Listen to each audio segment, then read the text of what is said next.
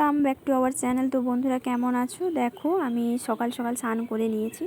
তো এত সকাল সকাল আমি স্নান কেন করলাম, তো সেটা জানার জন্য তোমাদের পুরো ভিডিওটা দেখতে হবে। চলো লেটস গো। এদিকে দেখো আকন্দ ফুলের মালা দেখতে পাচ্ছ আর কতগুলি বেলপাতা। ইনি হচ্ছেন আমার শাশুড়ি মা। বেলপাতাগুলো সুন্দরভাবে ধুয়ে গুছিয়ে নিচ্ছিলেন আর মালা দুজনেই তৈরি করে নিয়েছিলাম।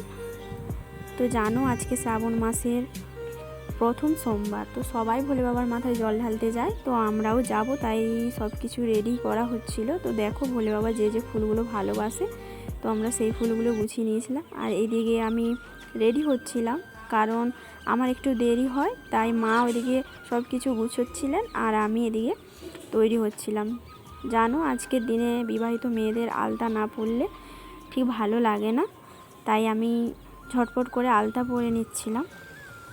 আমার আলতা প্রায় পরা হয়ে গেছে, বাট একটু যেখানে সেখানে বাকি ছিল, তাই আমি ঠিক করে নিচ্ছিলাম। দেখো আমরা রেডি হয়ে গেছি। তো আমাদের কাছেই মন্দির, বেশি দূর নয়।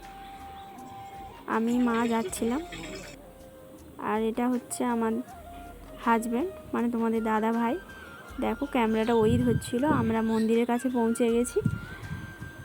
ওইদিকে নদীর পাড় আছে, নদীর পাড়েই মন্দির। আমাদের ঘর থেকে বেশি দূরে নেই, খুব কাছে। আমরা পৌঁছে গেছি, দেখতে পাচ্ছ। তো আমি এখন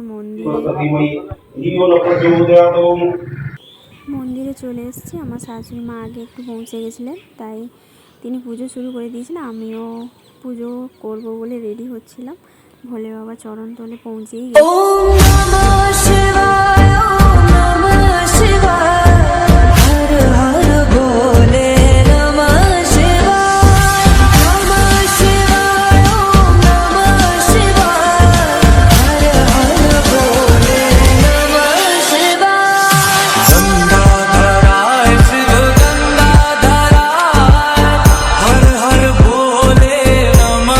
দেখতে পাচ্ছ আমরা ফাইনালি চলে এসেছি। আমি শাড়িটা চেঞ্জ করে নিয়েছি, কারণ খুব অস্বস্তি লাগছিল, খুব গরমও ছিল।